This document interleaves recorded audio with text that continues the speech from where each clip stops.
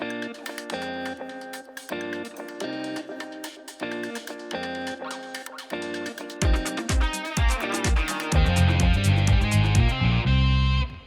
oye, qu'est-ce qu'on est content de vous retrouver. Bonsoir et bienvenue dans le Grand Talk. On est encore une fois présent pour discuter, pour échanger, pour partager avec vous certains sujets d'actualité, en discuter et puis échanger autour de cette table avec nos chroniqueurs, les meilleurs d'Afrique et du monde. Je suis en compagnie ce soir de monsieur Élisée Bolobo. Bonsoir Élisée. Bonsoir Brice. Vous allez bien Élisée? Super bien par la grâce de Dieu. En plus qu'on est à 72 heures de vacances, on ne peut qu'être heureux. Je pense que les décomptes pour le tchin-tchin, c'est bien. Vous voyez, J-1 pour le tchin-tchin. On aurait dû mettre un autre décompte de ce côté-là pour dire... J-3 pour les vacances. Pour les vacances. Bonsoir Daouda, comment allez-vous? Bonsoir Brice, ça va très bien et chez vous? Ouais, vous avez déjà, en plus, ce qui est important avec vous, vous avez déjà les lunettes des vacances.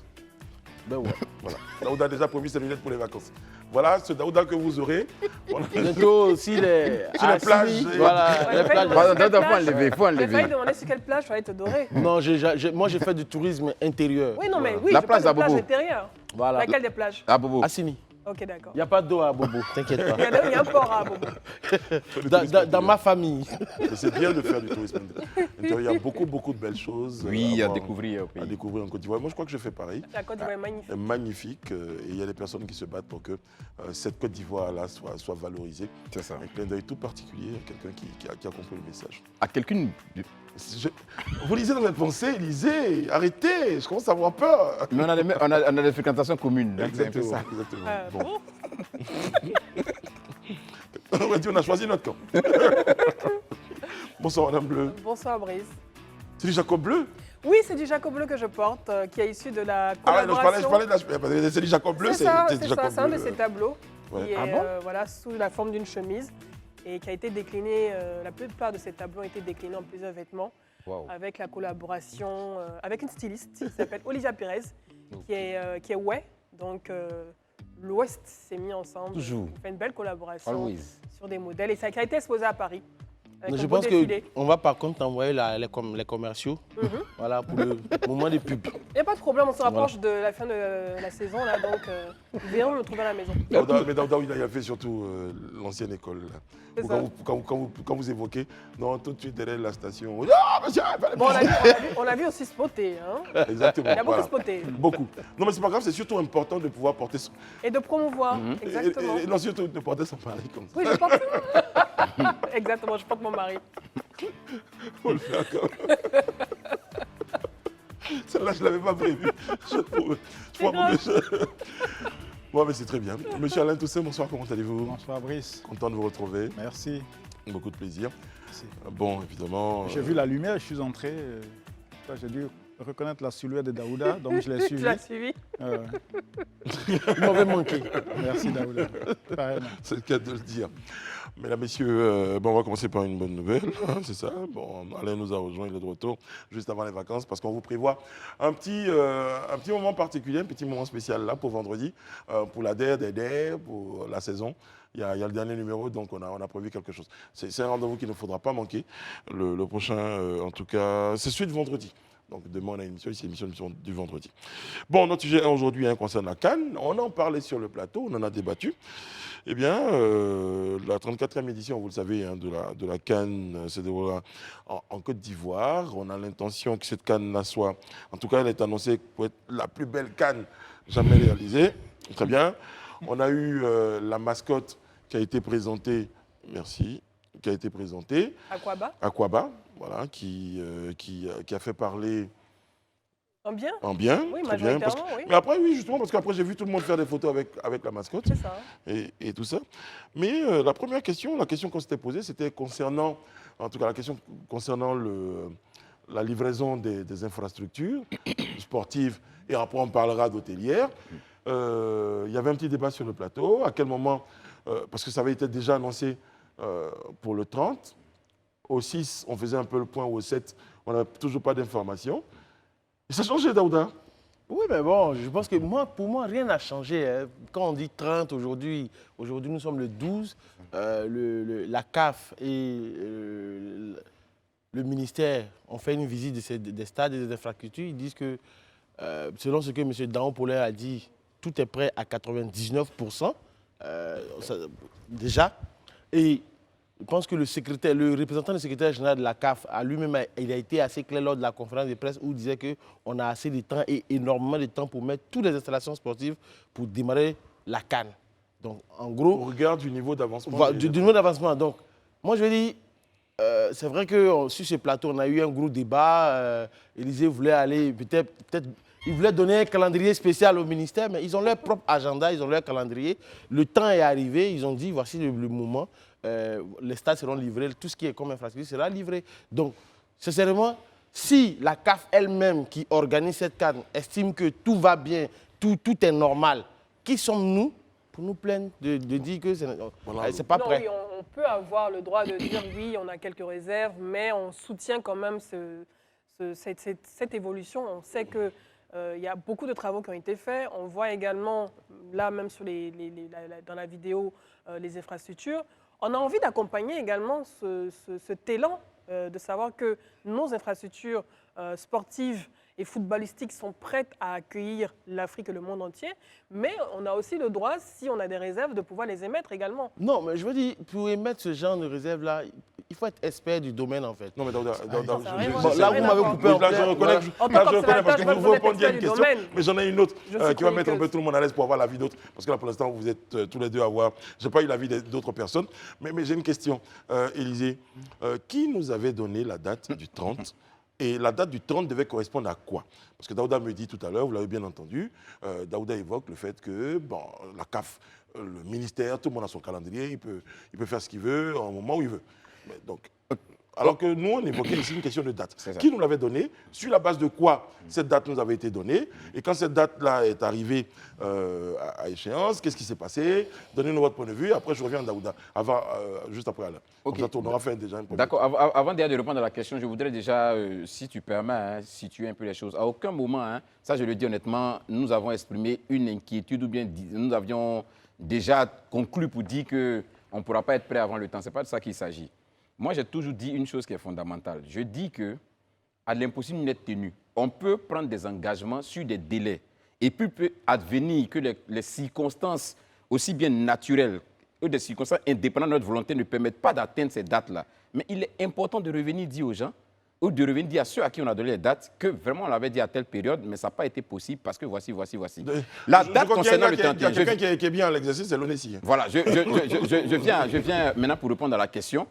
La question du 30, c'est-à-dire que de fin juin, la fin du semestre, la première personne à évoquer la question a été le ministre des Sports. Mais il a été en juin, après même par le président de la République, qui, dans un de ses discours, a dit que les infrastructures seront livrées de la CAN à la fin du premier semestre, c'est-à-dire à la fin juin, logiquement. Le ministre l'avait donné vraiment une date, mais le président l'avait vraiment dit à la fin du premier semestre. Donc, c'est-à-dire le 30 juin, logiquement, si on veut rester dans cette dynamique-là. Maintenant, nous tous, on est conscients. Moi, quand je regarde aujourd'hui le niveau d'avancée des infrastructures, j'ai eu le privilège d'aller suivre un peu, d'aller regarder, que ce soit même à Korogo ou à San Pedro, où j'ai été il n'y a pas longtemps, et même à Boaké aussi, et puis à Abidjan, j'ai vu que vraiment on est bien avancé. Voilà, et je comprends qu'on dise on a 90-99%. Moi, quand je compare aujourd'hui le niveau des infrastructures, comparé, pas que je veux être médiocre, mais comparé au niveau des infrastructures à cette même période, par le pays précédent qui a organisé la CAN, on est vraiment très bien avancé, superbement avancé d'ailleurs même, très très bien avancé. Mais en même temps, je dis que quand on est une autorité et qu'à un moment on dit non aux concitoyens, voilà ce que je promets vous faire, ou bien je promets faire à votre endroit, et qu'on arrive à cette date et que ce n'est pas fait, il est bien de revenir vers les concitoyens pour dire que c'est vrai.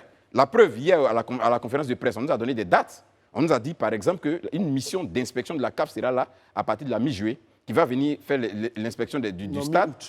Non, mi-juillet. Pour faire l'inspection du stade. Maintenant, à la mi-août, comme on l'a dit, à la mi-août, il aura maintenant la restitution des infrastructures en bonne et due forme. Après, évidemment, le point qu'aura fait cette mission d'inspection. Très bien. Voilà des dates. On note votre point, Élysée. Ce que vous auriez souhaité, c'est qu'il y ait beaucoup plus de communication autour de cette question. Alors, justement, Alain, je me tourne vers vous. On parle de restitution d'infrastructures. Moi, je veux bien comprendre infrastructures sportives, mais il n'y a pas que.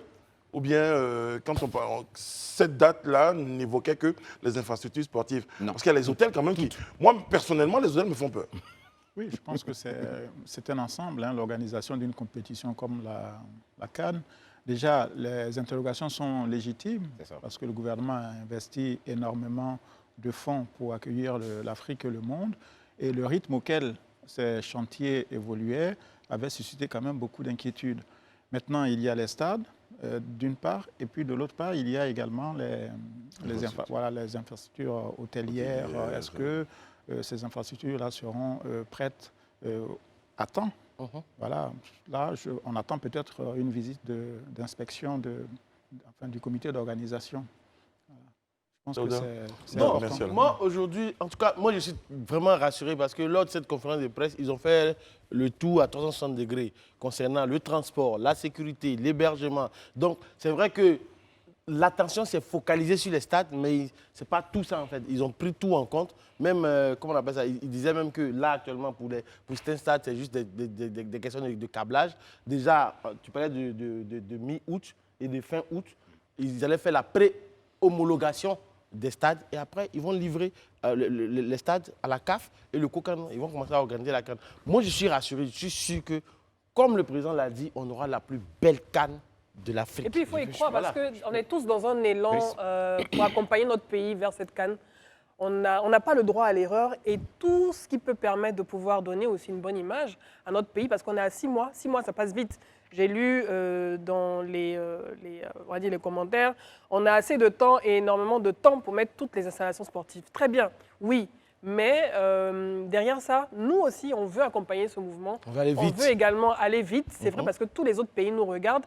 Et bien sûr, on ne va pas se tirer nous-mêmes une balle dans le pied en tirant forcément sur des petits détails aussi. Bon, en plus de tout ça, hein, je pense que la question des infrastructures, comme on est tous d'accord sur ce plateau, moi, je n'ai aucun doute qu'on puisse être dans le délai ou bien qu'on puisse être prêt, en tout cas avant le démarrage de la CAN. Même si on n'est pas dans le délai qu'on s'est donné, mais être prêt avant le démarrage, c'est-à-dire avant le premier coup de sifflet, le 12 janvier prochain. Ça, c'est certain. Mais comme je le dis, la CAN, ce n'est pas juste les infrastructures, c'est une symbiose. Exactement. Aussi bien des populations que même des infrastructures. Exactement.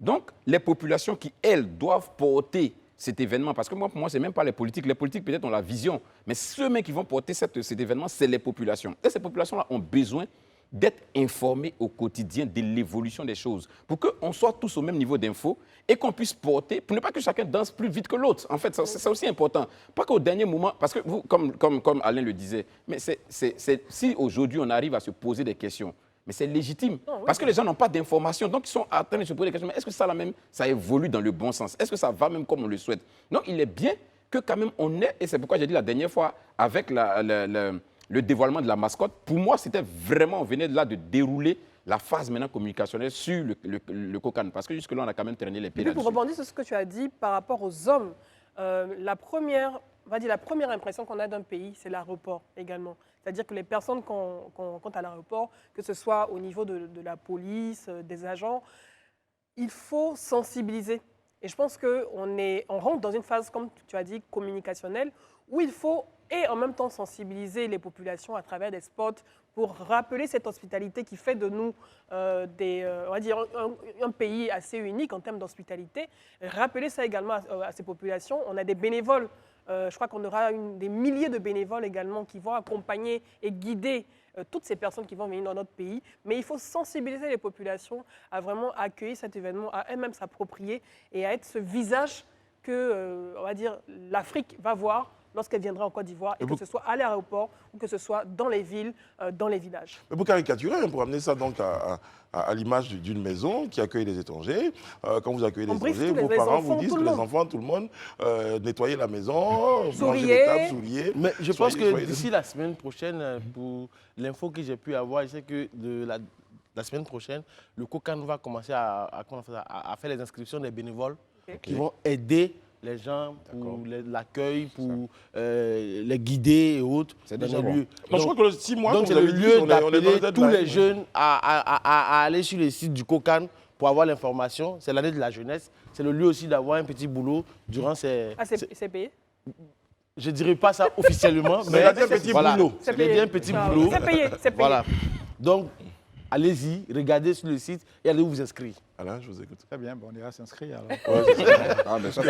Dans 3 jours, On sera en vacances. Bien sûr. Voilà. Ne soyez pas étonnés de voir dans la liste des bénévoles. Elle choisit monsieur Allais. Je veux Moi, blanchir. je pense que je vais faire le test de pom-pom. Non, mais je On s'interroge sur les stades qui sont prêts. Bon, là, je fais un peu d'esprit, mais et l'équipe nationale, est-ce qu'elle sera prête? Oh, moi, je pense que pour cette question que vous posez, et ça, je l'avais dit il y a 2 semaines, j'ai dit, pour cette belle CAN, la CAN de l'hospitalité, chers Ivoiriens, concentrez-vous, faites-vous de l'argent, faites-vous des contacts, ne comptez pas trop sur la victoire des éléphants. Parce que, tu peux dire ça, Daouda? je le dis parce que j'y crois pas. Je le dis, j'y crois pas. Mais Daouda, comment tu peux dire des trucs? J'y crois pas. Demander aux gens Il d'être faut enregistrer, on fera la Je barre. Hein? On Non, ressortira parce que l'image. il rassure pas, ne il nous rassure rassure pas. pas. Donc, autant qu'on profite des avancées économiques de cette canne, au moins, il faut qu'on bénéficie de quelque chose si on ne doit pas avoir la coupe. Voilà. Bon, Bon, moi, je veux être clair. mais je vais prendre notre avis pour équilibrer quand même. Hein, vous J'ai un verrez coup de combien- fil, c'est pas Daouda M. Gassé qui appelle. Non, mais bon, Attends la je sortie de pense l'émission. qu'une équipe de foot, quand même, c'est dynamique. On a quand même un trimestre. Logiquement, les compétitions en Europe doivent démarrer au mois d'août, c'est-à-dire le mois prochain. On aura peut-être du mois d'août jusqu'au, disons, mois de novembre, une vue quand même de la forme de nos pachidèmes, de nos éléphants. Mais une chose est certaine, moi je pense que nos dirigeants, Brice a l'air d'y croire. nos d'ailleurs. dirigeants sportifs doivent, et je pense qu'ils le savent. C'est-à-dire que c'est vrai, c'est Oufoué qui le disait à l'époque, ce qui était important, c'est de participer. Bon, non, c'est comme Gilles Rimet, je crois, voilà, qui disait que le plus important, c'est de Coubertin, participer. Coubertin. Coubertin, pardon. Le Le directeur président des JO. Coubertin, voilà, de JO, qui disait non, que le plus important, c'est de participer. Non, nous, on veut la veut CAN. gagner. Donc, on veut une équipe compétitive. Moi, je pense qu'aujourd'hui, dans l'effectif, on a des joueurs qui peuvent aller au combat, qui peuvent vraiment nous permettre de ramener cette J'aime CAN. ton optimisme. Mais il faut que pour cela, on ait véritablement ce fighting spirit, cette personne-là qui peut amener le discours qui s'impose dans les vestiaires. Ça, c'est ce que je dis toujours. Je dis, on va beau L'entraîneur ou à avoir tout l'intérieur ce de qui... l'équipe? Déjà l'entraîneur, l'encadrement. C'est ça. Déjà l'encadrement, c'est de là que tout part. Parce que c'est une mentalité qu'il faut inculquer. Aussi bien les dirigeants, d'accord, mais surtout celui-là qui est au contact des joueurs. Il faut qu'il arrive à inculquer ce fighting spirit-là. C'est possible. C'est possible, on a des joueurs qui ont des talents, mais rien qu'à le voir évoluer. Maintenant, ce n'est pas juste, Individuellement, ils ont des c'est pas talents, juste mais d'avoir est-ce le qu'un talent. groupe, C'est ce que ils ont je des dis, c'est talents? pas juste d'avoir le talent. Mais le talent, sans une hargne, sans une volonté, sans une soif, sans une fin de lion, c'est un talent qui n'a... Non, mais je pense quand vraiment même faut pas que le rappelle, fait quoi. d'organiser la CAN en Côte d'Ivoire pour ce que vous évoquez tout à l'heure pourra fouetter davantage, parce que je crois qu'il y a L'orgueil. déjà un orgueil qui est Fouetter fouetté, l'orgueil. fouetter davantage leur orgueil parce qu'ils vont jouer devant le public. Et quand on connaît le public ivoirien, on peut estimer Très que- exigeant. voilà, on peut jouer de loin, perdre des matchs, mais quand on va perdre des matchs sur place, on ne sait pas. Mais c'est surtout que ce public-là ne devrait pas être, ça c'est important, ne devrait pas être une trop grande pression pour les joueurs. Parce que ça également, ça peut... Non, vous mais avez, les enjeux, croyez-moi, Brice, les enjeux sont quand même importants. mais il y a des On fois où reçoit- l'enjeu on tue reçoit le jeu. l'Afrique et le monde entier. Mais- On s'attend à ce que notre équipe brille de mille feux devant toutes ces personnes. mais parce que Il y a la fierté de notre pays. Faites C'est confiance important. à l'expérience d'un sportif de haut Oui. niveau que je Oui, suis. on est d'accord avec toi. Le public, soit il vous galvanise, soit il vous plombe. C'est-à-dire que quand il y a des publics à toute épreuve. Vous dire, même quand vous êtes mené 3-0, il y a des publics qui continuent de vous pousser. Mais chez nous, là, ici, à Never walk 2-0, alone, ça c'est Liverpool. Donc nous ici là, si tu À n'as deux- pas de résultats, non, c'est une réalité aussi, donc, parce que faut les pas que résultats ça stimulent les peut- populations. Ça, c'est Il de faut les Et de deux, résultats. vous parlez tout Faut à leur l'heure donner de envie, il faut nous donner l'entraîneur. envie aussi. Et c'est tout le monde, justement, qui doit pousser C'est ça. cette équipe-là, C'est ça. non pas pour les menacer. Il ne faut pas que ce public-là représente une forme d'épée de Damoclès, mais il faut que ce soit un moyen Moi, pour c'est On n'a galvaniser pas de l'équipe. souci pour soutenir, mais il faut que l'équipe aussi nous donne envie de les nous soutenir. donne envie, nous donne des raisons supplémentaires Ben oui. de prier pour les joueurs et puis également pour les accompagner aussi. Parce qu'au moins, cette canne, quand vous parlez d'argent tout à l'heure, c'est plus de 500 milliards de nos francs qui ont été injectés Bien sûr. pour l'organisation de cette canne. Bien sûr. Si on ne peut pas gagner la coupe, au moins, il faut qu'on puisse avoir quelque chose. Ouais, ailleurs. Daouda, ça, on a compris votre point de vue. Il faut gagner quelque chose. La Daouda, Côte il d'Ivoire réfléchit à gagne. l'opérateur. La Non, moi, Côte je suis d'accord d'Ivoire, avec lui. non, mais la Il faut Côte d'Ivoire gagne capitaliser. Je déjà. suis d'accord avec Daouda, il faut capitaliser sur cette Oui, canne. mais C'est on ne va pas important. avoir, non, s'il vous plaît. Mais il faut gagner. Mais capitaliser aussi, c'est gagner la Mais coupe. c'est ça, Mais aussi. déjà, le Non, fait mais d'organiser la coupe, Mais non, s'il gagne pas, bon. l'organiser, la Côte d'Ivoire, donc le rayonnement de la Côte d'Ivoire pendant un mois, les caméras, les Du micros monde, du en tout monde cas, entier voilà. sont sur les Braqués besoins de la sur, Côte d'Ivoire. Il y aura des touristes, les hôtels vont être pleins. On gagne déjà On un peu. espère qu'on n'aura pas Voilà. d'embouteillage à Abidjan. Voilà. Non, Abidjan sans embouteillage, c'est plus On est en train de Abidjan. parler de gagner. Ah, là, ça va chauffer. Bon, donc si on fait gagner, vous ouvrez une porte, une fenêtre. On va pas faire ça. Bon, alors les éléphants, nous on y croit. Et puis de toute façon, moi personnellement, les pronostics, les analyses d'avant-match, j'y crois pas trop. Parce que sur une seule action d'un gardien de but, toutes les analyses du monde peuvent s'écrouler. Voilà, donc du coup, il faut rester concentré surtout et puis espérer que, parce qu'il y a eu des cas où les équipes avaient été bien préparées, elles ont fait une mauvaise CAN. Il y a des équipes qui faisaient de très mauvais résultats, qui, par extraordinaire, ont eu de très bons résultats à la CAN. Nous, on Donc, demande juste aux éléphants de Demain, faire comme c'est le gagné. Sénégal, de faire comme le Sénégal. Voilà. Demain, on a un match contre le Maroc. Demain, je crois jeudi ou vendredi. Je crois un match amical, non? Bientôt. On va voir encore les... Oui, Côte d'Ivoire, Maroc. Très bien, Maroc, on va Côte d'Ivoire. regarder. On verra bien. Bon, bien sûr. voilà, ils peuvent s'inspirer des victoires des autres, de Marie-Josée, de Cheikh Salah. Faut qu'on envoie Les ces autres. basketteurs là. ivoiriens. Et puis de toute façon, il y a de nouveaux ambassadeurs qui arrivent là, donc certainement qu'ils vont leur donner l'expérience. Gadji, Drogba, Yaya Touré vont leur donner des petites techniques quand même comme ça pour le fighting spirit. Bon les amis, on va évoquer un autre point. Hein. Cette fois, c'est un Bengue. Elle s'appelle Daou Salimata, elle a 13 ans, admise au BEPC il y a quelques jours. Particularité de la situation que vit la jeune Daou Salimata, elle est introuvable, Daouda. Oui, elle est introuvable parce que selon les informations lues dans la presse, la jeune fille a été promise en mariage à quelqu'un de plus âgé qu'elle, je ne dirais pas son âge, mais un vieux. Beaucoup plus âgé. Beaucoup plus âgé, c'est un vieillard. Donc la famille a envoyé la fille, on ne sait où, donc elle est rentrée dans la broussaille. Mais finalement, ce qui m'a véritablement touché, c'est la volonté du premier magistrat de la région, M. Ali Kader, qui a tapé du poing sur la table pour que la famille puisse faire revenir la fille au village, et ainsi que la gendarmerie nationale s'y est aussi mise pour retrouver la fille dans le village. Parce que je pense que le mariage forcé, d'abord, est prohibé par la loi ivoirienne, mais le pire dans l'histoire, c'est que la personne étant mineure, les gens ne peuvent pas faire ça. Et on évoque même éventuellement une grossesse qu'elle porterait. Voilà. Et donc, sincèrement, j'avoue que je salue ici la détermination d'Ali Kader et de la gendarmerie nationale à retrouver la jeune fille. Mais Parce que ça ne doit pas exister sous nos cieux Oui, encore. Depuis, on n'a toujours pas de nouvelles, malheureusement. Oui, toujours pas de nouvelles. Et je pense que c'est assez inquiétant parce que la crainte, en plus, si elle est déjà enceinte à 13 ans, je sais d'imaginer, mais c'est inadmissible. C'est de la pédophilie. En plus d'avoir un mariage forcé avec une mineure, il a dépassé tous les scores en termes de délit, en fait, cet adulte. Donc, comme tu l'as dit, je salue franchement la mobilisation de cette autorité et surtout des populations également qui se mobilisent aussi pour pouvoir retrouver cette jeune fille. On espère que les parents également, j'espère que les parents oui, aussi, moi, parce que le rôle et la voilà, le rôle responsabilité des parents, la dans cette responsabilité des affaire, parents. faut qu'on en parle voilà, un peu quand même. les amis. où ils en sont, qu'est-ce qui s'est passé pour qu'ils puissent permettre à leur fille de 13 ans la donner en mariage. Mais tu sais ce qui est le plus choquant dans l'affaire, en fait, c'est que le plus choquant, la fille a de très bons de très bonnes notes. résultats. 14,58 de moyenne annuelle générale. C'est impossible. Qu'est-ce qui peut pousser une famille à aller donner une fille de 13 ans Non, en mariage mais à un après, vieillard? tu sais, je veux dire, c'est culturel parce que Le poids de la tradition. c'était dans la localité de Ouadougou, donc c'était en 2021, en mai 2021. Une élève de 13 ans avait échappé à un mariage forcé avec un homme de 60 ans qui était marié à 4 femmes. Eh ben.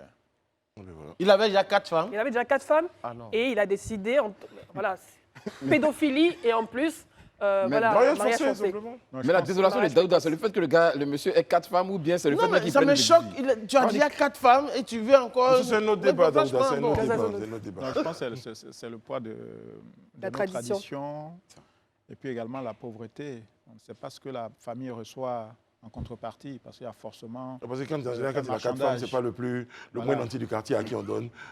Voilà, sa cinquième. Je pense qu'il faut ça- continuer la sensibilisation C'est vrai. et c'est le rôle d'ailleurs des représentants de l'État dans ces territoires-là, notamment les préfets, sous-préfets, également les élus, qui doivent continuer le plaidoyer. Hein. On ne peut pas priver une jeune fille de 13 ans d'instruction sous le prétexte qu'elle serait promise à un vieillard ou même à un jeune homme. Oui, mais c'est ça. Elle a le c'est pas temps de possible. grandir. Exactement. Voilà. Mais déjà même, je pense que, bon, peut-être les parents ne le savent pas, mais vis-à-vis de la loi, ils sont en infraction. Parce que la loi fait obligation, l'école obligatoire. Vous avez entendu parler, l'école obligatoire jusqu'à 16 ans. Donc ça, pour quelqu'un qui enlève l'enfant à l'école à cet âge-là, au motif, comme on le dit, de se met en porte-à-faux vis-à-vis de la loi. Donc déjà, même sur cette base-là, les parents Sans fautif. voilà, sont fautifs. Ils sont en infraction vis-à-vis de la loi. Et ça, c'est déjà dangereux. Maintenant, même pour des questions d'ordre moral. Oui, mais C'est vrai qu'on... poursuivez sur la loi. On recevait ici le directeur de la documentation du ministère de la Justice. C'est ça. Il y a un âge légal Oui, 18 ans. J'ai 18 ans. voilà, pour le mariage. Mais Donc, c'est ce que je dis. voilà, donc il y a Voilà, en l'école, plus, mais il y a aussi... Il y a déjà même l'école, et puis il y a déjà, comme vous le dites si bien, voilà, l'âge de la majorité qui n'est même pas encore atteint. Donc il y a vraiment beaucoup d'infractions dans cette attitude-là. Mais mieux, comme je l'expliquais, c'est vrai qu'on évoque la question culturelle. Mais justement, Élisée, pardonnez-moi, justement, parce que je vais évoquer ce point-là. Vous dites les parents peut-être sont au courant ou pas, mais c'est peut-être parce que c'est une pratique... Oui, bien sûr. Oui, c'est Qui a- culturel, le qui- poids des traditions. C'est le poids des Mais traditions. oui, juste, c'est ce que je suis en train de dire. Dans nos traditions, dans nos cultures, vraiment, il faut reconnaître aujourd'hui que nos cultures ne peuvent pas prendre le pas Sur la loi. Sur la loi, on a 60 groupes ethniques, on a différentes religions, on a différentes cultures. Si chacun veut mettre sa culture en avant et que ce soit ce qui soit respecté, mais la loi devient quoi? Mais Or, le la problème, loi, c'est c'est pour fédérer justement. Mais le problème de la Donc, culture, c'est qu'à un moment donné, il y a un groupuscule à la limite Non, mais qui là, elle est- admet. mais elle est- Moi, je connais des gens je suis gens d'accord. qui prennent leurs enfants, qui vont les faire Je suis- exciser dans leur village je suis- avec le consentement de l'ensemble. oui, Brice, je suis d'accord avec ça, mais aujourd'hui, si tu remontes à 15, 20 ans en arrière, tu verras que les choses ont beaucoup évolué dans cette Heureusement, dans cette- heureusement. Voilà, Heureusement. parce qu'on a quand même commencé à comprendre un certain nombre de choses. Donc aujourd'hui, il faut qu'on comprenne que nos cultures, que nous aimons tant d'ailleurs et que nous revendiquons avec beaucoup de fierté, ont quand même quelques scories qui méritent quand même d'être nettoyées. Ça, c'est important. Bien sûr. Ça aussi, c'est important que les gens le comprennent. On ne bien. peut pas toujours faire les mêmes pratiques qu'il y a 60 ans ou il y a 40 ans en arrière. Je te rappelle que dans les années il faut être 90, prudent parce que moi, je pense que ce n'est pas le plaidoyer qu'on peut mettre fin à cela. Parce C'est ça. que dans la loi, vous parliez de la loi tout à l'heure, mais la polygamie, elle n'est pas autorisée. C'est ça. Pourtant, c'est une pratique qui a cours, C'est ça. pas seulement dans les villages, mais ça. en mais ville. je veux dire, c'est une question Donc, d'éthique même. la culture, je veux dire, on ne fait pas un inventaire et ça. prendre ce qui nous arrange. Ouais, c'est qui- Il faut simplement que la société se mette à travailler, à réfléchir et à protéger surtout les personnes qui sont, comme on dit, en danger. Comme C'est cette- ça. Oui, cette oui, jeune il y a des fille. personnes Vous parce l'appelez qu'elle est les enfants, mineure. protéger les Voilà, enfants. les enfants. Dans les c'est- années 90, il y a ça une fait partie mineure des- comme ça qui avait assassiné son mari, Oui. qui après a été graciée. Parce qu'on ne peut pas prendre un enfant. Même récemment, On a il y eu a- de il y a nombreux On ne deux, peut pas trois prendre ans. un Oui, enfant, on a eu de donner en nombreux mariage à quelqu'un qui va subir les assauts sexuels de ce VIA toute la nuit. Non, arrivé à un moment, c'est abusé, quoi. Il faut que, à cet aspect de tradition, il faut qu'on quitte dans cette histoire de tradition. Monsieur Ale- On espère que C'est cette vous jeune pour je vais fille... nuancer. Cette jeune fille sera retrouvée assez Oui, rapidement à Bengué et qu'elle puisse retrouver le chemin de l'école parce que ses parents, j'espère qu'ils prendront conscience de la gravité de la situation. Bah oui, avec tout ce que ça a déclenché Exactement. comme réaction. D'ailleurs, hein, Daouda le disait, on profite de l'occasion Le nous, député maire. pour nous associer donc aux efforts du député maire, M. Koulibaly Ali Kader, et à toutes les forces vives, parce qu'il y a... Même la population est en train Oui, de rechercher la jeune La fille. population se Toutes les mobilise. forces vives, justement, qui se mobilisent. Mais pour le qu'on vieillard retrouve là. lui-même, on sait où il est. Parce que Ils ont c'est porté aussi- disparu avec la il est famille et la porté fille. disparu oui. aussi. Ouais. Ah, bon. Parce qu'on ne sait pas où la famille a envoyé la fille. C'est ça. Donc, il y a beaucoup de suppositions dans l'histoire aussi. C'est un vieillard quelque part, donc Je lui-même. pense qu'il faut aider la jeune fille, Ah, alors, voilà, il faut c'est- aider aussi la famille parce qu'il y a forcément... Voilà encore une situation des qui problèmes vient qu'il faut- du ventre, qu'il faut régler. la grandir le jeune nombre fille, de les statistiques au niveau des grossesses en milieu scolaire. On a dit que c'était... Oui, c'est toutes ces pratiques-là qui Bien font sûr. que les chiffres des grossesses sûr. précoces augmentent. On va évoquer une situation révélée par le commandant supérieur de la gendarmerie, le général Apalo. On parle de ces gendarmes tatoués, hein, de leur situation. On en parlera tout de suite. Nous sommes de retour sur le plateau du Grand Talk pour la deuxième et dernière partie de notre rendez-vous. Et tout à l'heure, nous serons en compagnie pour l'entretien du Talk de M. Drigoné Bifaya. Il est député de Vavois. On parlera avec lui de son regard sur la situation sociopolitique ivoirienne. Vous avez tous vu Daouda. Donc, qu'est-ce Tu sais que vous dites, je t'aime bien, Brice. Voilà. Donc souvent, je vais lire dans tes notes pour voir qu'est-ce que tu... Très voilà. très bien. Alors justement, dans mes notes, il est écrit que le général de corps d'armée Alexandre Apalo Touré, bien commandant supérieur de la gendarmerie, a condamné le mardi dernier, bien, à l'école de gendarmerie de Côte d'Ivoire, la pratique de tatouage chez les jeunes et promis qu'ils seront radiés s'il le faut. Pour lui, c'était une occasion de rappeler donc l'importance d'inculquer de bonnes valeurs aux membres de ce corps d'élite. Commentaire Bon, Inculquer des bonnes valeurs aux membres de ce corps d'élite. Mais en tout cas, il attirait déjà l'attention des parents, donc, Bien sûr. afin d'inculquer. Donc voilà, il y a une chaîne. Oui, bien sûr, inculquer. Et puis bon, c'est une mesure qui existe depuis de nombreuses années au sein de la gendarmerie. On ne va pas revenir sur cette décision qui est appliquée depuis de nombreuses années, mais inculquer de bonnes Les mœurs. gendarmes ne doivent pas être tatoués. C'est ça, inculquer de bonnes mœurs et surtout interdire, en tout cas, tous ceux qui porteraient des tatouages au sein de la gendarmerie. Je pense que porter une inscription sur son corps ne lie pas forcément à la bonne moralité. Là, franchement, je suis désolée, c'est porter des préjugés. On a de grandes personnalités ici. Quand je prends Stan Zézé, par exemple, qui est très fortuné, qui a réussi dans son business, dans son activité, il porte un tatouage également. Je prends également plein d'autres personnes qui portent des tatouages, mais ça ne les empêche pas d'avoir une excellente moralité. Ça ne les empêche pas d'être appréciés, d'être adulés. Donc, je ne vois pas trop le rapport. Après, on prend sous le prisme d'une certaine population, de préjugés également, parce qu'on lit, et comme il a été dit dans ses propos, on lit on va dire le tatouage à la rébellion. C'est-à-dire que c'est un acte de rébellion de porter un tatouage.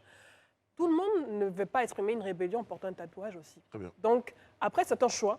Et on ne va pas revenir et rediscuter ce choix au sein de la C'est la gendarmerie. gendarmerie nationale de Côte d'Ivoire. Mais c'est important aussi d'expliquer aux populations. Ne porte un tatouage dans ses règles. C'est le choix de la C'est le choix gendarmerie. Exactement. Mais c'est important Maintenant, d'expliquer aux populations que le fait d'avoir une inscription sur son corps ne veut pas dire que vous êtes de mauvaise moralité. Il y a des personnes qui n'ont pas d'inscription sur leur corps, mais qui détournent des fonds, qui se retrouvent en prison, ou bien qui tuent d'autres personnes alors qu'elles ne portent pas de tatouage. Voilà. Bon, je comprends ce que vous dites aisément, mais je veux dire, quand le général de corps d'armée, le général Apalo était en train d'expliquer cette situation, c'était lors de la présentation de ses sous-officiers et officiers au drapeau. Il a expliqué, en fait, il s'adressait aux parents pour dire que vous n'êtes pas obligés d'aller brûler le corps de vos enfants pour effacer le tatouage qu'ils ont sur le corps. La gendarmerie n'est pas la seule institution où on peut réussir, où on peut travailler dans la vie. Ça, c'est un fait. Maintenant, par ricochet, il a expliqué que déjà, dans la gendarmerie, les tatouages sont strictement interdits. Donc, étant donné que c'est un corps d'élite, ce sont leurs règles de base. C'est vrai que d'aucuns diront que les GI ou bien les Marines portent des tatouages. Ils sont les plus tatoués au monde. N'empêche. C'est l'armée la plus Ouais, puissante Madame Bleu, au monde. j'en viens. Voilà. Justement, j'en viens. C'est l'armée la plus tatouée au monde. Mais je pense que chaque maison a ses règles. Chez moi, à la maison, quand vous venez, vous enlevez les chaussures avant d'entrer. Mais il y a dans d'autres maisons, on peut entrer avec les chaussures. On vous invite à rentrer avec vos chaussures. Donc, chaque pays a ses règles. Chaque monde a ses règles. La gendarmerie nationale de Côte d'Ivoire a ses règles. Les Marines aux États-Unis ont leurs règles. On l'accepte. Que les gens acceptent aussi les règles de la gendarmerie nationale. Élisée, Ce j'ai ne un sont avis. pas leurs règles, mais c'est important de rappeler aux populations que ce n'est pas de Madame Bleu, l'immoralité. je prends l'avis d'Alain et d'Élisée. Je reviens à vous. Bon, Élisée. Ok, d'accord. Moi, je pense, déjà, il est important de souligner que ce n'est pas une mesure prise par le général Apalo. C'est une mesure qui existe dans la gendarmerie depuis des lustres. Et toute forme de scarification ou de tatouage est interdite dans la gendarmerie. Ça, c'est une mesure qui existe depuis des lustres. Autant où cette mesure se prenait, certainement ceux qui prenaient cette mesure se sont appuyés sur un ensemble de valeurs ou d'indicateurs. Notamment, comme l'a expliqué le général Apalo, le fait que les tatouages soient perçus comme une manifestation d'individualisme excessif ou une attitude rebelle. Peut-être à cette époque où cette mesure était prise, c'est cette lecture que ceux qui prenaient l'adhésion avaient. Mais nous savons tous que nous sommes dans... Est-ce que ça nécessite pas une forme d'actualisation? Je viens, c'est ce que je dis. Comme nous sommes dans une société améliorative et qui a tendance à évoluer, il est peut-être bon de remettre les tests au goût du jour et puis essayer de voir. Parce qu'aujourd'hui, effectivement, il y a des tatouages qu'on voit un peu partout. Pas forcément sur des personnes, comme on le dit, qui développent un caractère individualiste excessif, ni sur des personnes qui, elles, font preuve en fait, de perte de valeur morale ou bien de valeur en un mot. Donc, il y a quand même peut-être le lieu de revoir ces tests-là et puis de les adapter. Mais avant qu'elles ne soient revues, c'est une disposition qui régit la gendarmerie et tout le monde a oublié de s'y soumettre. Ça, Alors, c'est une moi, loi. ce qui me Non, gêne, mais c'est je ne discute pas le choix de la gendarmerie. mais c'est surtout En fait, l'explication qui est souvent donnée exactement, pour pouvoir, parce qui est qu'après, liée au tatouage. on peut prendre un cas d'exception pour une généralité et juger une personne sur son apparence physique, parce qu'on le fait facilement, on juge une personne sur son apparence physique. Quand je prends par exemple les dreads, En général, on va dire une personne qui a des dreads, oui, c'est forcément un drogué et tout. Il y a des on préjugés on qui sont met associés. des personnes dans des cases. Des par stéréotypes. exemple. Et c'est important de le rappeler. Oui, la gendarmerie a ses règles. Et c'est un choix. Quand moi, j'ai fait le lycée Sainte-Marie, on nous coupait les cheveux C'est ça. de la 6e à la seconde. C'était le choix de l'école parce qu'on voulait qu'on se concentre sur nos études. Après la seconde, on pouvait laisser pousser nos cheveux. Mais ce que je veux dire, c'est pour ça que je veux rappeler, parce que mon époux, il est tatoué. Mon époux, il est chevalier, il a été chevalier, il a reçu le prix d'excellence. C'est un éminent professeur, Et tout le monde sait. un éminent peintre et tout, mais ça Tout ne le monde le l'empêche sait, pas ça, d'être hein. une personne de moralité. Mais Il y a c'est plein ce que- d'autres personnes. mais madame, Et c'est même, un grand frère, je sais. Et je prends également, je veux rappeler que la discrimination, on peut peut-être en sourire et tout, mais on peut facilement mettre les personnes dans des cases à cause de leur apparence physique. Mais Très bien. Non, parlons de discrimination, justement. Vous parlez de discrimination à cause du tatouage. Mais la même gendarmerie nationale de Côte d'Ivoire te dit, quand tu es homme, il faut avoir minimum 1m68 pour entrer à la gendarmerie pour les hommes et Ça, il faut en discuter. 1m66 pour les femmes. Et les hommes courent dans nos mais paris. justement, donc, pourquoi on ne parle pas de cette discrimination de ceux qui ont 1m50 ou bien 1m20? Très bien. Je vais prendre Ce la sont vie des d'Alain. règles. Daouda, c'est noté. Je vais prendre la vie d'Alain. Être ou paraître, voilà, je pense Là que est la question. oui, c'est ça, c'est la vraie question. Mais ce sont les règles de l'armée. Il faut les respecter pour participer au concours, puisque là, on parlait tout à l'heure d'esthétique. Préciser de les règles de l'armée Le ivoirienne, en plus, en même Oui, temps. de l'armée. De la gendarmerie Mais il y a ivoirienne. d'autres armées dans le monde qui ont Et des je pense même qu'il y a d'autres corps dispositions, d'armée, je ne suis pas très sûr. notamment Oui, en Côte d'Ivoire qui voilà, sur le admettent cela. tatouage, sur la coiffure, etc. Je pense que ce sont des règles qu'il faut respecter. Maintenant, est-ce que ces jeunes qui rentrent dans la gendarmerie, est-ce qu'ils avaient connaissance de cette disposition? Si c'est le cas, je pense qu'ils savent à quoi s'en tenir, logiquement. Mais s'ils sont informés, ils font le nécessaire. après, Parce le que les général, tatouages ne sont pas le général, il définitifs. fait en autre fait. chose. Il dit, pardonnez-moi, général, mais vous dites, déjà les tatouages, si quelqu'un a un tatouage, il ne peut pas rentrer à la gendarmerie. Mais il dit aux parents, ne permettez pas que les enfants aillent se brûler le corps pour pouvoir rentrer à la gendarmerie, parce qu'il n'y a pas que la gendarmerie. Mais écoutez, nous, on a envie de rentrer à la gendarmerie. Mais il y a des examens, je pense, enfin préalables quand même, où on peut voir l'état fait de le- leur corps mais normalement. justement, les gens- Donc comment est-ce qu'ils ont il y a pu des passer au personnes- filtre quand même Non, mais peut-être c'est après qu'ils se de sont ces tatoués contrôles, ouais. à l'intérieur. Parce que justement, le Ok, général, certainement. la Palo se rend bien compte que cette disposition-là empêche un bon nombre de personnes de pouvoir intégrer Non, mais le parce corps que de la gendarmerie. le problème, Et tous les moyens que les gens utilisent pour pouvoir maintenant faire passer cette condition-là pour pouvoir entrer dans la gendarmerie, à un moment donné, c'est ça que ça entraîne. Mais maintenant, le problème, c'est que quand il parle de se brûler le corps, moi, je prends mon cas, je suis un grand brûlé. Donc, si je veux présenter le concours de la gendarmerie, Oui, mais ce n'est pas un tatouage. justement, c'est ça, oui, exactement. ce n'est pas un tatouage, mais je veux dire, pour l'armée, ils vont forcément chercher à savoir pourquoi une telle cicatrice. Est-ce que je ne suis pas allé manipuler des produits chimiques pour faire des bombes et autres? Donc, si tu as une grosse cicatrice, ils vont se poser des questions, ils vont faire des enquêtes sur toi. Parce que tu parlais de l'entrée. Mais quand on fait tout ce qui est position militaire, vous êtes nus. Bah alors, donc, Nus comme un verre. Et donc, on contrôle tout. Mais par contre, aucun système n'est infaillible. Certains peuvent passer par les mailles du filet quand on sait qu'aujourd'hui, la Côte d'Ivoire, à l'instar de nombreux pays, mais si sous- la- Donc, dans- vous évoquiez tout à l'heure la question de la taille. On peut estimer, moi je suis bien dans les estimations. Tu aimes la fiction, toi? Dans la science-fiction, vous me direz, la taille, vous avez aujourd'hui, vous avez besoin d'avoir une constitution physique pour représenter un corps d'élite. Vous êtes un Marines, vous êtes un commando, vous avez besoin d'avoir une taille qui est liée donc à l'activité. Mais bon, le tatouage que vous avez sur votre treillis, en même temps, on fait des comparaisons. Hein. On fait des comparaisons avec d'autres corps d'élite qui portent des tatouages. Et Je cela vais n'a te, jamais moi, je vais été- te rappeler un fait Oui, qui allez-y. s'est passé récemment en France, Oui. où il y a un instituteur qui porte des tatouages de la tête jusqu'aux pieds. Ok. Mais qui a posé problème, ça a créé polémique en France parce qu'il y a des parents d'élèves qui estiment qu'il fait peur à leurs enfants. Mais vous savez que nous, on avait des instituteurs qui avaient des dreadlocks. Non, n'empêche que, Non, est-ce mais que les Brice, parents n'ont pas le droit? Ma fille, elle a Non, peur mais- des personnes qui non, font mais des Brice, dreadlocks. Brice, Mais il y a des gens qui en ont peur. À cette allure, on va débattre sur tout ce qui peut faire peur. Non, non, non, Il Brice, y a des on- gens qui ont des têtes qui Non, peuvent Brice, faire peur aux enfants. à Brice, cette non, allure. Brice, on va y arriver. Je pense Mais il y a aussi- Poupa, par exemple. Je pense. Arrêtez, Daouda. Tu sors du C'est- plateau. Ah, Daouda, vous arrêtez. Tu sors Vous du vous êtes plateau. dans le Non, non, il sort- non, il sort- sort Ouais, du plateau. Voilà, Daouda. Je me sens allez-y, bien, allez-y, il y a oui, Poupa, oui, il une y a femme. Poupa, il y a Ils ont juste des Oui, grosses ça- têtes, il faut C'est considéré, c'est une sale Ma femme. femme est Poupa au passage. C'est une sale Il y a femme. Poupa, Allez, il y a vous êtes Poupa, puni pour ça. voilà. Allez-y, Daouda. Mais lui, c'est un récidiviste. Il va jamais changer ce gars. Bon, allez, revenez. Il va jamais changer ce gars. Donc, comme je suis en train de dire, il ne faut pas perdre aussi la dimension culturelle dans la chose, en fait. Ça, c'est aussi important. Parce que tout à l'heure, quand vous évoquez la question du fait qu'il y a des armées au monde, non des moindres, comme les Marines et autres, tout ça, vraiment, où on voit vraiment des gens tatoués et autres.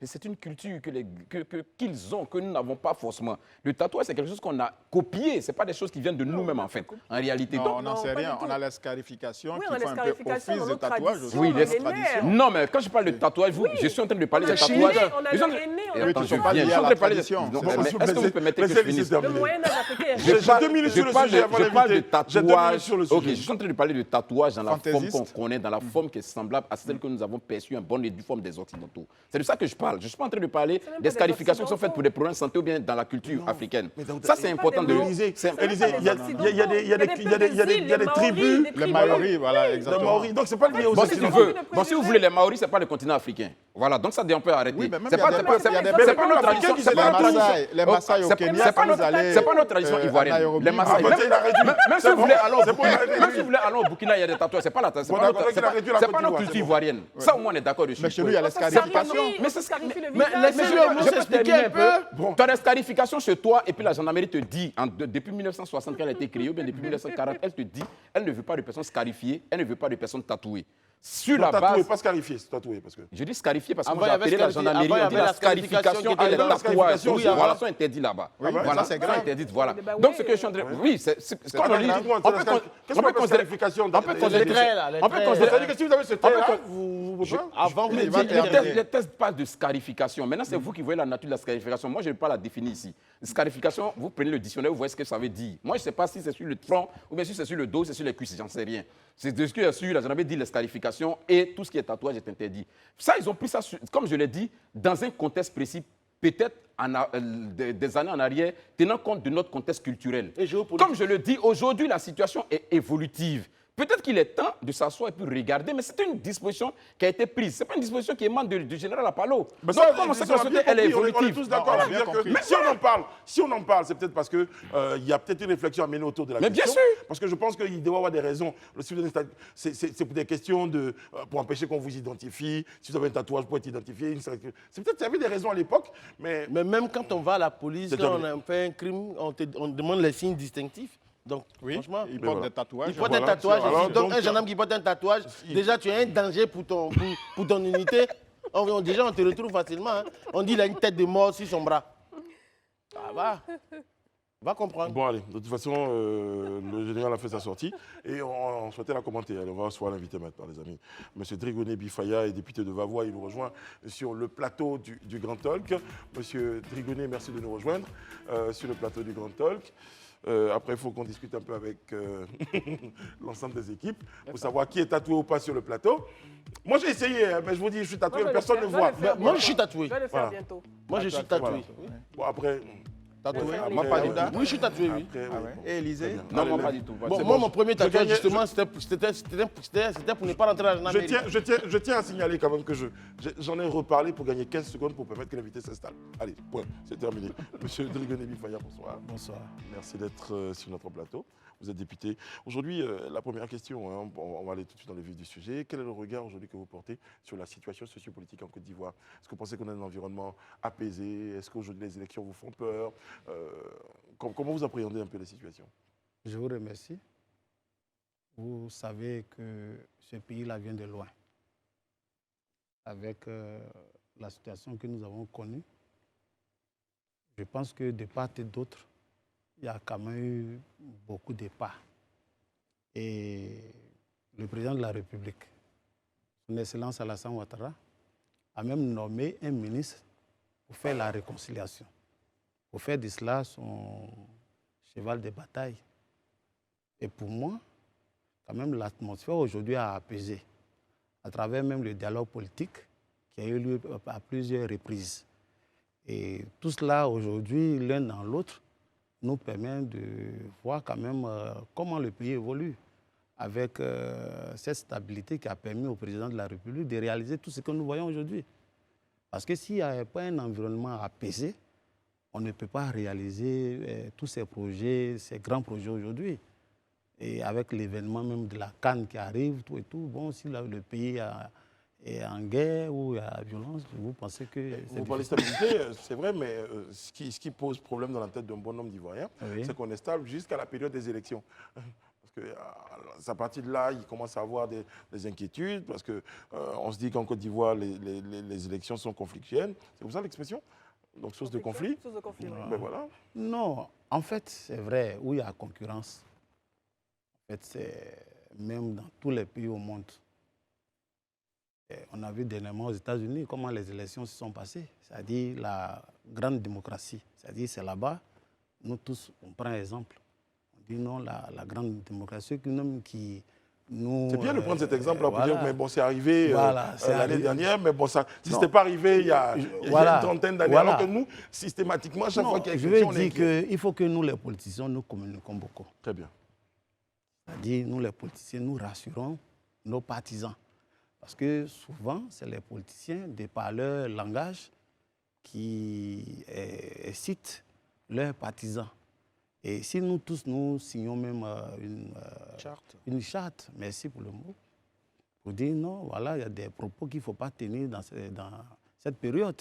C'est signé, cette charte-là, elle existe. Hein. Oui, elle existe, mais Bah, et puis, à la limite, quand ça arrive, tout le monde euh, oublie qu'on a signé la charte. oui, il faut renouveler ça. C'est-à-dire, c'est une question de pédagogie à chaque fois. Très bien. Voilà, la répétition est pédagogique. Alain Toussaint. Alors, va voir, c'est dans le Haut-Sassandra. Oui, va voir, c'est le Haut-Sassandra. Alors, vos concurrents du PPACI et du PDCI ont annoncé une alliance dans le cadre des élections régionales. Comment est-ce que vous accueillez cette information? Bon, c'est tout à fait normal. C'est le jeu. Avant cette alliance-là, il y a eu l'alliance, le président Alassane, le président Bédié étaient déjà en alliance. Avant, il y a eu le Front républicain dans ce pays, nous avons connu, qui était le président Alassane et le président Gbagbo. Donc, il y a eu plusieurs alliances. Mais dans le fond, c'est des jeux d'intérêt. Et s'ils pensent aujourd'hui en s'alliant, ça peut faire leur jeu et leur intérêt, il n'y a pas de problème. Mais nous, au niveau du RHDP, nous sommes sereins. Ça veut dire que nous avons un candidat qui pèse, qui fait peur. Si nos adversaires sont obligés de s'allier pour l'affronter, nous sommes prêts aussi. Nous savons que nous avons quand même nous sommes en avance. Parce que je vous informe, en 2021, tous les partis politiques ont été candidats dans la zone. C'est-à-dire le PPAC à travers EDS. Et sur les 15 députés du Haut-Sassandra, le RHDP en a 11. Et sur le total des mairies, je pense qu'il y a une seule mairie qui nous échappe au niveau des Saïwa. Donc, mathématiquement, nous avons un avantage sur le terrain. Et vous parlez davantage sur le terrain. Est-ce que ce n'est pas parce qu'en son temps aussi, l'EDS dont vous parlez, qui est aujourd'hui le PPACI, il n'était pas prêt. Il n'était pas véritablement bien formé. Non, une élection puisque locale... puisque les cadres même étaient en exil, c'est maintenant qu'ils sont pour rentrer pour la plupart. Est-ce que ce n'est pas ça qui a joué à votre faveur? Non, en fait, cela peut s'expliquer comme ça, ce que vous voyez. Mais de mon point de vue, c'est-à-dire une élection locale souvent, c'est des individus d'abord. Quel est l'ancrage de tel ou tel individu? Et vous savez, souvent, il y a polémique même dans le choix. Souvent. Mais j'ai envie de vous dire, ce n'est pas ça. Il y a un travail politique qu'on fait avant. Et l'EDS, par exemple, s'était allié, par exemple, c'était le PDCI et l'EDS contre nous, dans le Haut-Sassandra. Mais voilà, mais ce que vous dites, ça peut s'expliquer par là. Mais je veux vous rassurer simplement que le RHDP aujourd'hui, il y a longtemps, nous sommes sur le terrain et nous travaillons. Et les résultats aujourd'hui sont là. Vous comptez sur le FPI aussi, en force d'appoint? Oui, nous sommes aujourd'hui en partenariat avec le FPI. Et j'ai envie de dire que nous, au niveau même de la région, le ministre Touré, avec son leadership, qui est un homme du rassemblement, qui fait un gros boulot au niveau du RHDP du Haut-Sassandra, a même décidé d'avance d'offrir un poste de vice-présidence au FPI si on gagnait les élections. Voilà. Donc, pour dire qu'il a même associé tous les cadres du Haut-Sassandra. Parce que le conseil régional, c'est un instrument de développement. Ce n'est pas pour faire de la politique. Et le ministre Touré l'a mis en avant pour dire à tout le monde, venez, on va travailler pour la région. Mais est-ce que vous pensez que dans le Haut-Sassandra aujourd'hui, le RHDP s'en sortit avec une mastodonte comme Didier Madi qui, depuis des années, trône sur cette région et avec l'appui du PPACI aujourd'hui, est-ce que vous pouvez le déloger du conseil régional? Oui, nous avons les atouts. En fait, j'ai dit tout à l'heure qu'ils ne sont pas à leur première alliance, Et vraiment, je vous explique un petit fait qui a fait que nous, en 2018, nous avons perdu les élections. C'est-à-dire, nous étions partis pour une alliance avec le PDCI. Et tout a été mis en place. Et Darret, qui était même choisi comme candidat à la mairie. Et c'est au dernier moment, quand les choses ont évolué autrement, que Darret, au dernier moment, a été choisi comme candidat, comment dirais-je, à la région. Ce qui fait que nous-mêmes, à notre niveau, nous n'avons pas eu le temps de vraiment de nous préparer, de communiquer sur la question. Aujourd'hui, dans notre tête, les choses sont claires. Depuis quand même 1 an, nous savions, à mon avis, que le ministre Touré était quand même bien positionné, surtout que le ministre Darret aujourd'hui est ministre-gouverneur. Et nous avons quand même travaillé jusqu'à ce niveau-là. Et le ministre Touré aussi s'est beaucoup impliqué dans la campagne. Monsieur Digonebi, vous êtes député. Je suis bien intéressé de savoir, parce que ça c'est quand même un peu rare de le voir, les propositions, ou du moins les propositions de loi de la part des députés, vraiment ça tombe un peu en code de route la plupart du temps. La majorité des projets viennent toujours du gouvernement. Vous qui êtes élu local, aujourd'hui, est-ce que, si je vous demandais la problématique que vit votre localité, pour laquelle vous serez en mesure de proposer un projet de loi, ça serait laquelle? En fait, aujourd'hui, ma localité, au niveau de Vavois, c'est toujours le problème foncier qui est à Vavois. OK.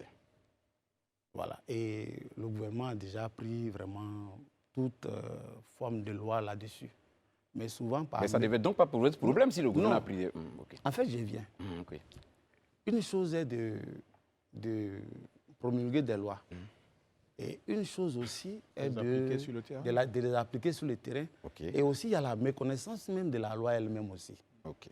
Et ce que moi je fais dans ma zone aujourd'hui, je communique beaucoup sur la question. C'est-à-dire chaque 2 mois, chaque mois, quand je vais dans ma zone, dans ma circonscription, je rassemble mes parents pour leur dire dans un premier temps, on ne vend pas la terre n'importe comment.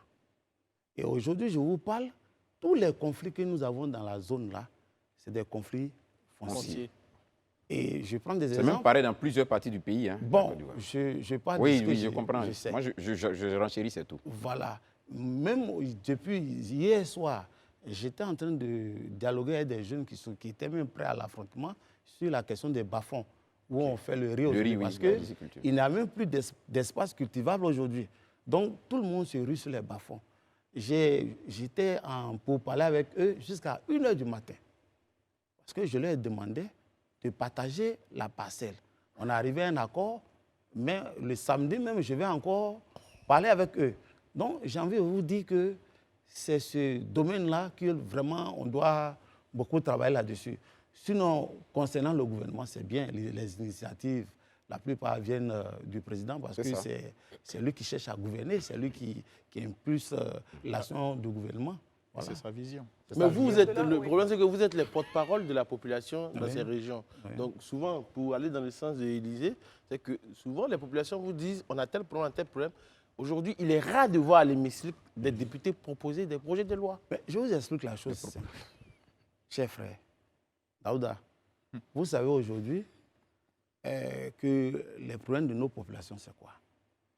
Ils ont besoin des centres de santé, d'eau potable, l'électricité, l'éducation.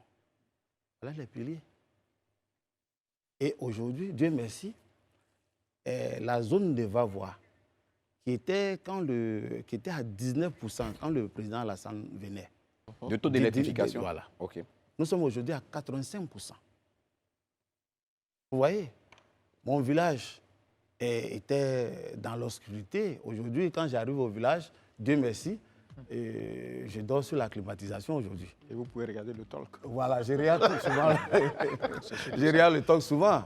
Donc, c'est pour vous dire que la préoccupation quotidienne de nos parents, c'est le reprofilage des routes, que le ministre Touré est en train de vraiment se battre avec le gouvernement, le premier ministre Patrick Hachi, et surtout sur l'impulsion du président de la République. Et j'ai envie de vous dire aujourd'hui, voyez-vous comment tout le pays est en chantier. Et ce développement-là, chacun réclame sa part aujourd'hui. Dieu merci, au niveau de Vavois, nous avons eu 7 km de bitume. au niveau de la commune. Et il y a la voie venant de Zenoula à Vavois. Et il aura aussi. Bitumé, là, ouais, bitumé. Ok. Et il aura aussi la voie Vavois-Kubli. Ok. Donc, Côté en haut. voilà, de l'autre côté. C'est pour vous dire aujourd'hui combien de fois les populations sont contentes. Et aujourd'hui, je vais vous dire quelque chose. Tout le monde aujourd'hui réclame sa part de développement. On n'est plus dans les histoires de partis politiques. Hein. Dans nos zones aujourd'hui, les gens, les populations ont compris que c'est le développement qu'on cherche. Parce que PPACI, RHDP, c'est des jeux de mots. La preuve, il y a un parti qui s'appelait hier FPI, qui est devenu PPACI. Demain, ça peut être autre Mais jeu non, de le mots. parti s'appelle toujours FPI aussi. Voilà. Bon, Ça s'appelle toujours Mais FPI. aujourd'hui, avant qu'on les termine, Non, non, s'il vous On va plaît. voir compte profiter de la canne qui va se dérouler. mais pendant qu'on parle de ça, j'ai juste une question On encore. parle de Oui. développement. Aujourd'hui, M. Kalou Bonaventure est venu au RHDP. Quels sont vos rapports au niveau de Vavois aussi? D'abord la canne. La canne et après Kalou Bonaventure. Mais la CAN, on attend. Dernière parce question, que on termine l'émission. Souvent, à la CAN, on installe, on reçoit des gens où on fait des grandes projections Très bien. à la place de la République. Vous êtes à 2 heures de Yamoussoukro, donc Oui, vous pas pouvez loin. aller là-bas. oui. Ok, Et bien. moi-même, je réside à Yamoussoukro. Très bien. Voilà, entre le village et Yamoussoukro. Moi, je réside au Et il y a village. des réceptifs hôteliers qui peuvent accueillir Bien ceux qui vont sûr. quitter peut-être Yamoussoukro pour vouloir se dépayser à Oui, Vavois. oui. Et ta question, c'était... Kalou Kalou, rapport. très bon rapport.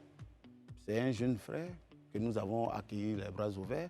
Depuis longtemps, j'étais en train de le manager pour qu'il rejoigne la grande famille du RHDP.